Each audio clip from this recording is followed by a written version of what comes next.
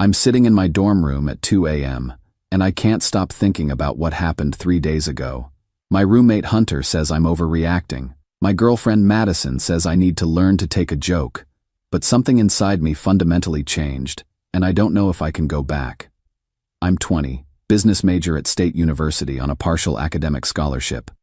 Madison is 19, communications major, from a wealthy family. We've been dating for 8 months. It's been good, or at least I thought it was. She's outgoing, popular, always has something fun planned. I'm more low-key, working part-time at the campus library to cover expenses my scholarship doesn't handle. We seem to balance each other out. Madison is really into social media. TikTok, Instagram, YouTube. She's always filming something, always thinking about content. She has maybe 15,000 followers across platforms and talks constantly about wanting to be an influencer.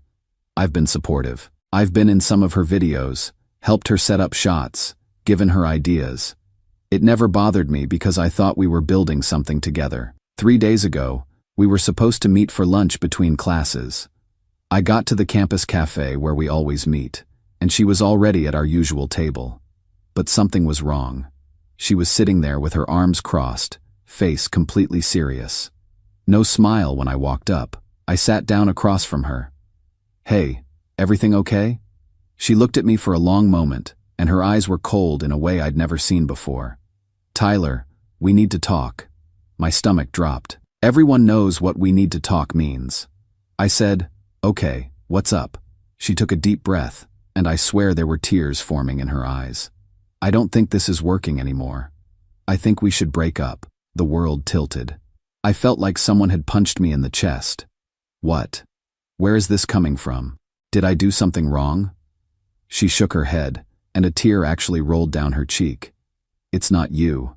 I don't feel the same way anymore. I think we want different things. You're focused on school and work, and I need someone who can keep up with my lifestyle." I was trying to process this, trying to understand how we went from fine yesterday to breaking up today. "Madison, can we talk about this? If something's wrong, we can work on it. I don't understand what changed." "Nothing changed," she said, her voice breaking. "That's the problem. This relationship isn't going anywhere. I need more. I need someone who's more." That hurt, really hurt. I'm on scholarship because my family can't afford to pay for college. I work 20 hours a week to cover my living expenses. I don't have money for fancy dates or spontaneous weekend trips. And suddenly that made me not enough. I felt tears starting in my own eyes. I'm not ashamed to admit it. I was devastated. I really cared about her. Thought we were building towards something serious. "So that's it?" My voice cracked. 8 months and you're just done?" She nodded, wiping her eyes. "I'm sorry, Tyler. I really am. But yeah, I think it's better if we end it now before anyone gets hurt worse." Too late for that, I thought. I was already hurt, really badly hurt. I stood up from the table. My hands were shaking. I said something like, "Okay, I guess that's it then," and walked out of the cafe.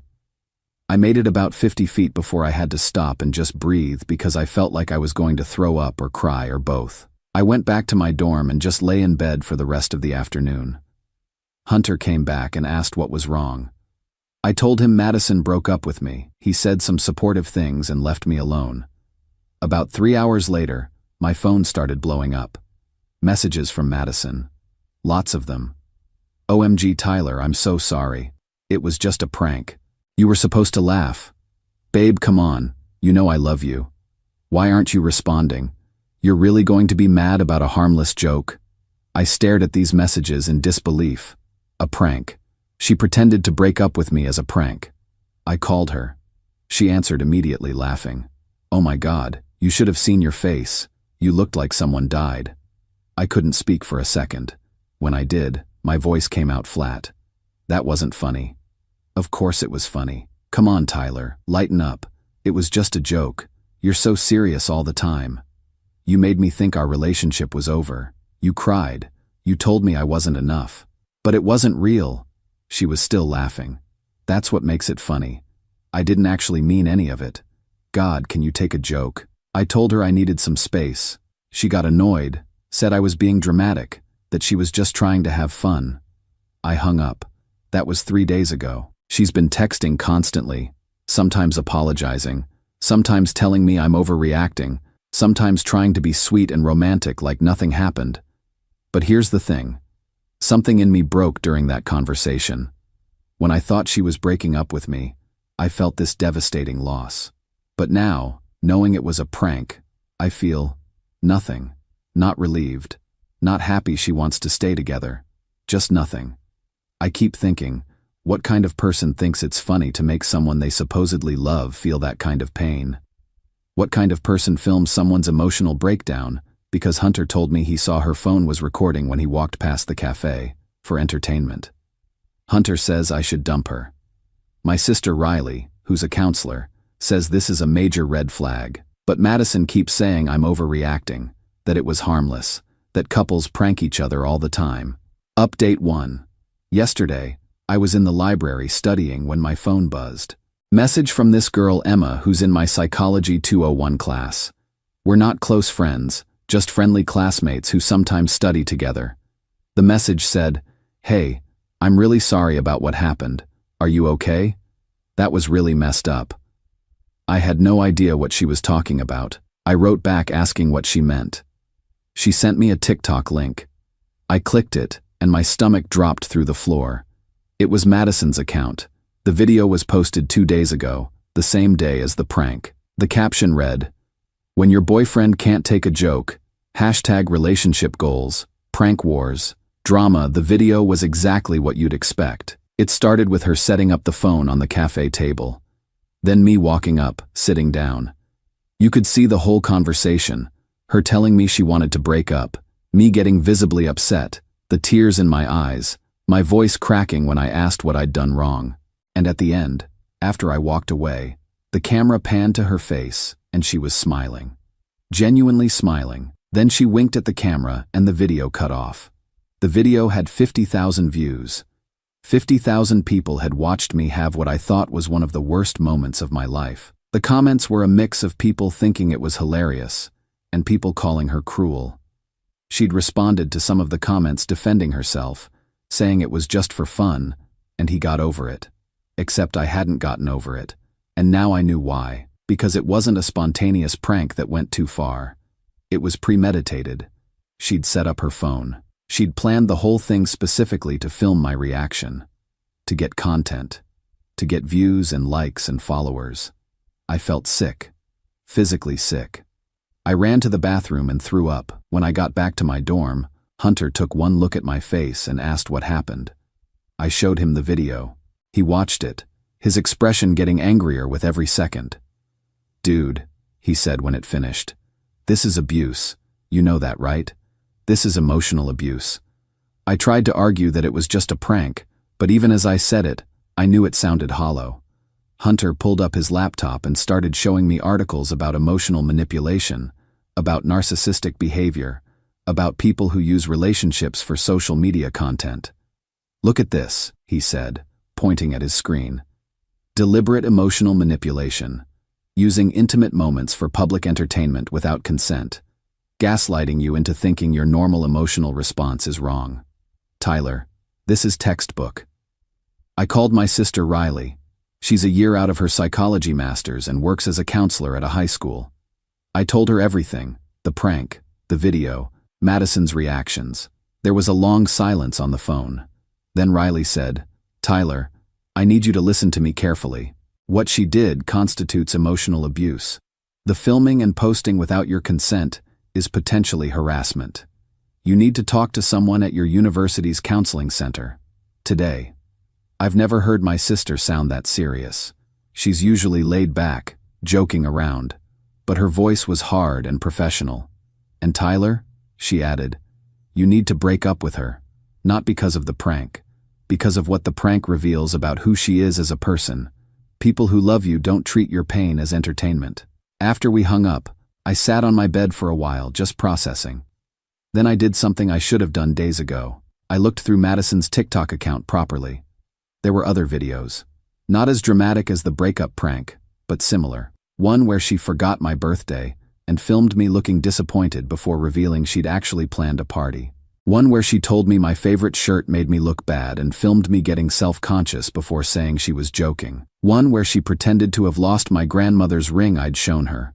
My grandmother had died 2 months before, and filmed me panicking before revealing she was kidding. Every single one had thousands of views. Every single one had comments from her followers talking about how funny her boyfriend's reactions were, how dramatic I was, how I needed to lighten up. I'd known she filmed content. I'd known she wanted to be an influencer. What I hadn't known was that I wasn't her boyfriend. I was her content. My emotions, my vulnerabilities, my pain, all of it was just material for her social media brand. I called Madison. She answered all excited. "Hey babe, did you see my video? It's doing so well. I told you it would be fun. Take it down." My voice came out cold and flat. I didn't recognize it as mine. "What?" She sounded confused. "Take down the video of me, now. I didn't consent to being filmed. I didn't consent to being posted online. Take it down." "Oh my God, Tyler. You're being so dramatic. It's just TikTok. Everyone pranks their boyfriends. I'm not everyone's boyfriend. I'm yours. Or I was. And you used my real emotions, my real pain, for entertainment. For views. You set up a camera and deliberately hurt me so you could film it. I didn't hurt you. It was a joke." "Madison," I cried. I actually cried. I thought I was losing you. And you were smiling at the camera. Silence. Then, "You're really going to break up with me over this? After everything?" After everything. I couldn't believe what I was hearing. After everything I've done? I supported your content. I helped you with ideas. I was in your videos when you asked. And this is how you repay me, by making me a public joke. You're just upset because the video shows you being emotional. You're embarrassed. I'm upset because the person I trusted used my emotions against me. There's a difference. I hung up. Blocked her number. Blocked her on social media. Then I made an appointment with the campus counseling center for tomorrow. Hunter ordered pizza and we spent the evening just hanging out, not talking about it. But before I went to bed, he said something that stuck with me. "You know what healthy relationships look like? They don't involve one person being scared of the other person's pranks. They don't involve being filmed without consent. They don't involve your pain being someone else's entertainment." He was right. I know he was right. I just wish I'd seen it sooner. Update 2. I was in the student union studying when someone sat down across from me. I looked up and saw Cassidy Rhodes, Madison's best friend since freshman year. They're roommates. They do everything together. She looked nervous, fidgeting with her coffee cup. "Hey Tyler, can we talk?" I honestly thought she was there to defend Madison, to tell me I was overreacting or being mean or whatever. I said, "If you're here to tell me to forgive her." "I'm not." She cut me off. Her voice was quiet but firm. "I'm here to show you something. But you have to promise me you won't tell Madison I'm the one who showed you." She pulled out her phone and opened a folder. "Madison has been documenting you since the beginning of your relationship. Not just the TikTok stuff. Everything." She showed me video after video, photo after photo. Private moments I thought were just between us. Me talking about my family's financial struggles. Me opening up about my parents' divorce when I was a kid. Me crying after I didn't do well on an important exam. Me having a panic attack before a big presentation. All of it filmed, all of it saved in a private folder on Madison's phone labeled Tyler Content. I felt like I couldn't breathe. "Why are you showing me this?" Cassidy looked down at her coffee. "Because I'm done being complicit. I've been watching her do this for months, and telling myself it was her relationship, not my business. But after she posted that breakup video without your consent, after I saw how many people were calling her out and she just laughed it off." She looked back up at me. "This isn't okay. You deserve to know." She scrolled through more files. There were text conversations between Madison and her mom, where Madison complained about me being too boring, but said I was good practice for her content creation skills. There were messages between Madison and other influencer friends, talking about how to manufacture authentic moments with partners. There was even a spreadsheet. An actual spreadsheet tracking which types of prank videos got the most engagement, which of my emotional reactions performed best with her audience. I stared at this spreadsheet and something in me just Broke. Not broke like before. Broke like a spell breaking. Like waking up from a nightmare. There's more, Cassidy said quietly. Madison had a boyfriend before you. Junior year of high school. His name was Derek. She did the same thing to him. Pranks, filming reactions, posting without consent. He ended up transferring schools because people wouldn't stop bringing it up. She showed me Derek's Instagram. He'd posted about his experience last year, talking about how a toxic relationship had affected his mental health. I read through his posts, and it was like reading my own story. The same manipulation tactics. The same, it's just a joke defenses. The same public humiliation disguised as entertainment. Why didn't you tell me this before? I asked Cassidy. She looked ashamed. Because I thought you were different. I thought maybe with you, she'd actually care about someone more than she cared about content. And by the time I realized I was wrong, you were already in deep. She paused. I'm sorry. I should have warned you. I asked her why she was coming forward now. She said, because yesterday, Madison told me her next prank idea. She was going to stage a pregnancy scare, set up hidden cameras in your dorm room, film your reaction to her telling you she might be pregnant. She was excited about how viral it could go. I felt sick again. That's not a prank. That's just cruelty. I know. Cassidy looked me straight in the eye. That's why I'm here. I have copies of everything. The videos, the texts, the spreadsheet. If you want to report her to the university for harassment, I'll testify. If you want to pursue this legally, I'll be your witness. I'm done protecting her. After Cassidy left, I went straight to the counseling center and asked for an emergency session with Dr. Chase, the counselor I'd seen before. I showed her everything Cassidy had given me. Dr.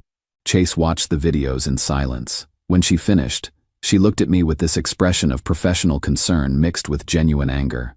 Tyler, this is one of the clearest examples of systematic emotional abuse I've seen in my 15 years doing this job.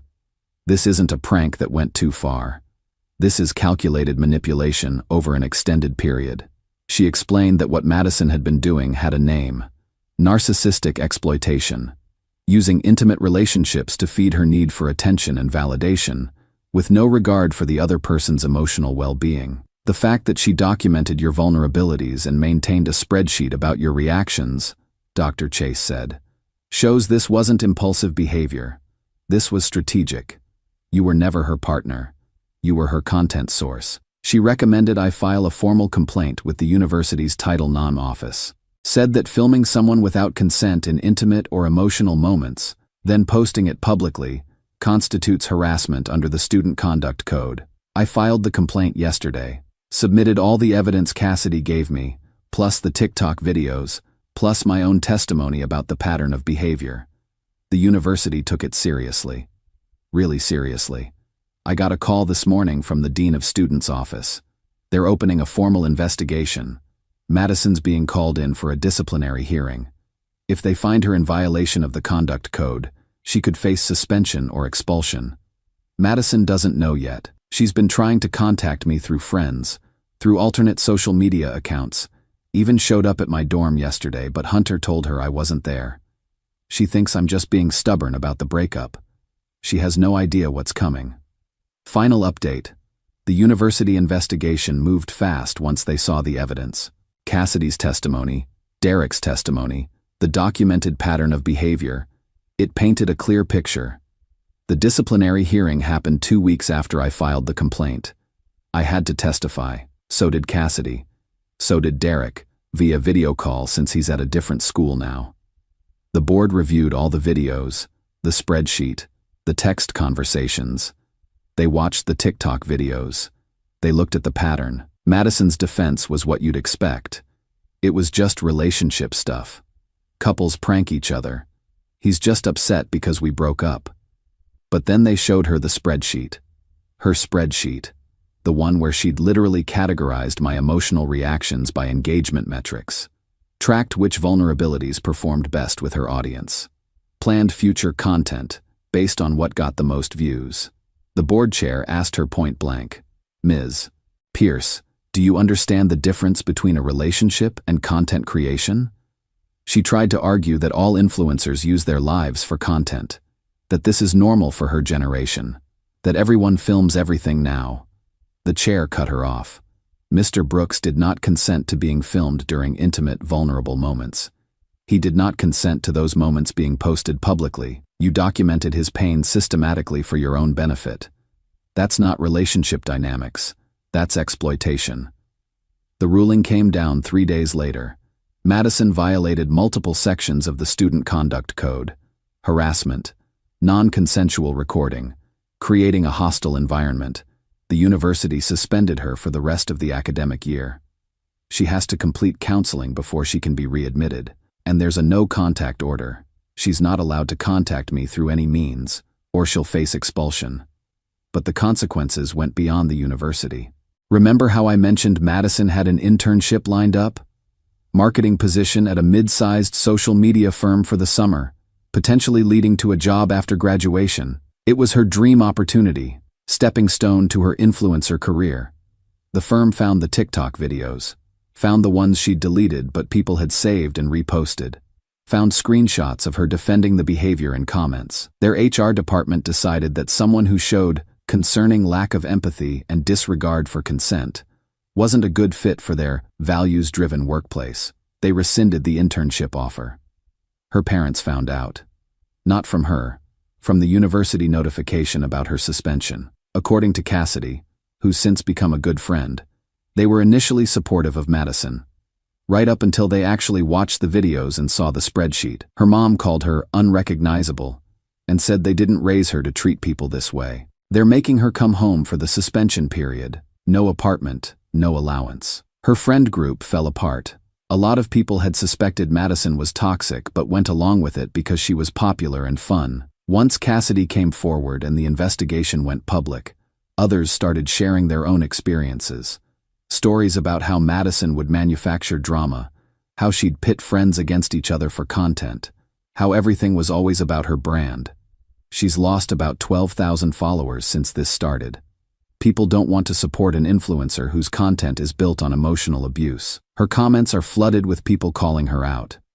2 weeks ago, she tried to contact me through a fake Instagram account, sent a long message about how she learned her lesson and wanted to talk things through and maybe start fresh when she comes back to school. I screenshot the message and forwarded it to the Dean of Students' office as evidence of contact order violation.